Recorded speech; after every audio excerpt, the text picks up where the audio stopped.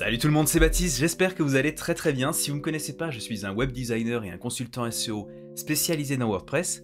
Et aujourd'hui, je vais vous montrer comment passer vos images de votre site WordPress en format portrait. Voilà, depuis n'importe quel format d'image, on va le passer en dimension portrait. C'est parti.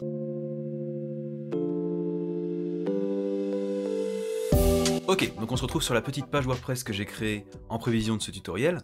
Donc c'est simplement une petite page avec juste un petit bout de texte et une image. Et vous voyez que là, l'image n'est pas du tout en format portrait. Donc ce qu'on va faire, c'est qu'on va modifier la page et on va faire en sorte que ça s'affiche en format portrait. Donc pour commencer, on va cliquer ici sur modifier la page. Puis on va aller cliquer sur le bloc d'image. On va cliquer dessus. Et là, l'astuce, ça va être de définir une classe pour cette image parce qu'on va avoir besoin d'un petit peu de CSS. Donc on va aller dans ici à droite, puis avancer, ici, petit onglet. Et ici, en dessous de l'encre HTML, on va lui donner une classe CSS. Et je vais l'appeler portrait, d'accord? Tout bêtement. Portrait, mettre à jour, voilà. Donc maintenant, si je clique sur voir la page, ce qui va se passer, c'est que WordPress va avoir ajouté la classe portrait. Donc là, je vais inspecter le code, et vous allez voir que ici, donc dans l'image, elle est englobée dans une balise figure. Et cette balise, en fait, ici, elle a la classe. Alors là, je vais élargir un tout petit peu pour que ce soit sur une seule ligne. Voilà, ici, vous voyez, portrait. Donc ça, c'est ce qu'on vient de faire. Ça a fait ce changement-là. Donc maintenant, ce que je vais pouvoir faire, c'est créer du CSS qui va dire, bah voilà, si l'image, la balise image qui est dans la balise figure, je veux qu'elle soit en format portrait. Donc ça, on va aller dans personnaliser. On va aller dans CSS additionnel. Et donc, on va exactement faire ça. On va faire portrait, flèche image, donc ça veut dire pour l'image qui est dans l'élément qui a la classe portrait. À ce moment-là, on va lui donner deux choses. D'abord, on va lui faire un aspect ratio de 4:3. D'accord? Alors 4:3, ça va pas, c'est peut-être plutôt 3/4. Voilà, c'est ça. Et donc là, vous voyez qu'on a réussi à changer le format de l'image. On lui a dit que voilà, on veut qu'il y ait un ratio de 3 en largeur pour 4 en hauteur. Ce qui nous fait forcément un rectangle. Ok?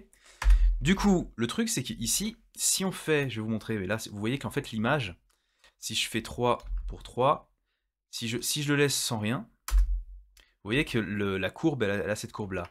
Et là, en fait, l'image s'étire à chaque fois. À chaque fois que je vais l'étirer, hop, vous voyez que ça s'étire, ça se déforme. Donc ça, c'est très mauvais. Du coup, ce qu'il faut qu'on fasse, c'est qu'on ajoute une autre balise qui va dire, bah non, ne déforme pas l'image, il faut que l'image garde les mêmes proportions, simplement, elle va se recadrer automatiquement. Ok, donc on ne verra pas l'entièreté de l'image, elle va automatiquement se recadrer. Ça fait beaucoup plus professionnel. Et donc là, il faut faire Object Fit, simplement, Cover. Voilà. Et donc voilà ce qui se passe. Et après, si on avait envie aussi, on pourrait, là, automatiquement, ça va donc nous la recadrer au centre. Donc là, c'est le centre de l'image qui va être mis ici, d'accord? Et si je veux, je peux ajouter Object Position. Alors, oui, Object Position, il me propose très bien. Et je peux lui dire Left, par exemple. Voilà. Ou alors Right, si je veux la mettre à droite. D'accord? Bon, moi, je vais le laisser centré. Je trouve que c'est le plus propre en règle générale. Voilà. Et on n'a plus qu'à mettre publier. Et maintenant, boum, on peut fermer ça. Voilà. Et maintenant, vous allez voir qu'à chaque fois qu'on a envie de mettre une image en format portrait, eh bien, on peut le faire simplement en lui ajoutant la petite classe. Alors, qu'est-ce qu'il faut?